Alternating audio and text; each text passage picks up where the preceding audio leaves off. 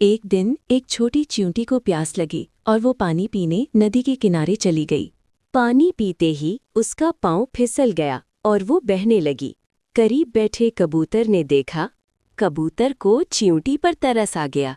उसने दरख्त से एक पत्ता तोड़कर दरिया में गिरा दिया। चींटी पत्ते पर चढ़कर बेहिफाजत साहिल पर पहुंच गई। उसने कबूतर का शुक्रिया अदा किया। कुछ दिनों बाद एक शिकारी जंगल में आया और उसी कबूतर पर जाल डालने की कोशिश की।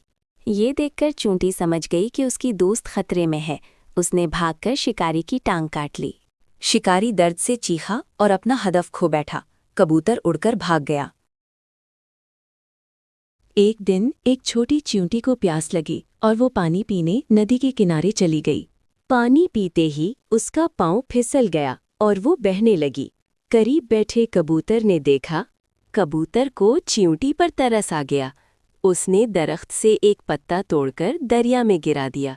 चींटी पत्ते पर चढ़कर बेहिफाजत साहिल पर पहुंच गई। उसने कबूतर का शुक्रिया अदा किया। कुछ दिनों बाद एक शिकारी जंगल में आया और उसी कबूतर पर जाल डालने की कोशिश की। ये देखकर चींटी समझ गई कि उसकी दोस्त खतरे में है। उसने भागकर शिकारी की टांग काट ली।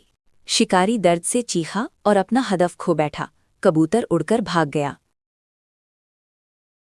एक दिन एक छोटी चींटी को प्यास लगी और वो पानी पीने नदी के किनारे चली गई। पानी पीते ही उसका पाँव फिसल गया और वो बहने लगी। करीब बैठे कबूतर ने देखा।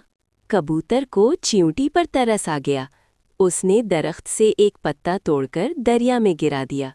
चींटी पत्ते पर चढ़कर बेहिफाजत साहिल पर पहुंच गई। उसने कबूतर का शुक्रिया अदा किया।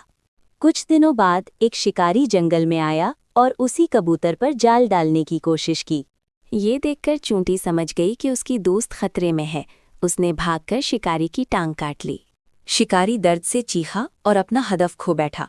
कबूतर उड़कर भाग गया।